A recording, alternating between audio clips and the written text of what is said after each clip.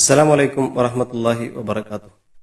ജീവിതത്തിലെ ഏറ്റവും സുന്ദരമായ ഒരു സമയമാണ് നമ്മുടെ കൗമാര യൗവന കാലഘട്ടം എന്ന് പറയുന്നത്.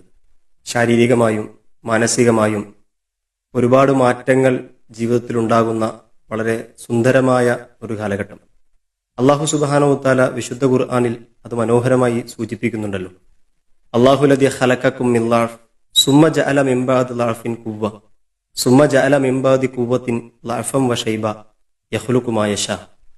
മനുഷ്യൻ ഏറ്റവും ദുർബലാവസ്ഥയിലാണ് അള്ളാഹു സൃഷ്ടിച്ചിരിക്കുന്നത്. സുമ്മ ജഅല മിൻ ബഅദി ളഅഫിൻ ഖുവ്വത്തൻ, പിന്നീട് ആ ദുർബലതയ്ക്ക് ശേഷം അള്ളാഹു ശക്തിയുള്ള ഒരു കാലത്തെ നൽകിയിരിക്കുന്നു.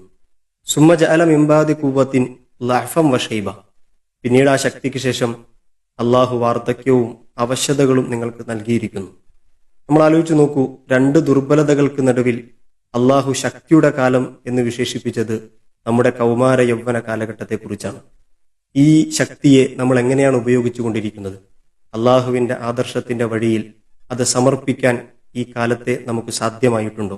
നമ്മുടെ സൗഹൃദങ്ങൾ, നമ്മുടെ ബന്ധങ്ങൾ, നമ്മുടെ മാതാപിതാക്കളുമായുള്ള ഇടപെടലുകൾ ഒക്കെ അള്ളാഹുവിന്റെ ഇഷ്ടപ്പെട്ട വഴിയിൽ സമർപ്പിക്കാനുള്ള ഒരു ആവേശം നമുക്കുണ്ടായിട്ടുണ്ടോ എന്ന് ആത്മാർത്ഥമായി നമ്മൾ ആലോചിച്ച് നോക്കുക.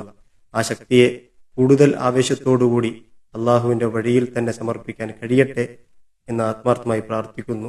അസ്സലാമു അലൈക്കും വറഹ്മത്തുള്ളാഹി വബറകാതുഹു.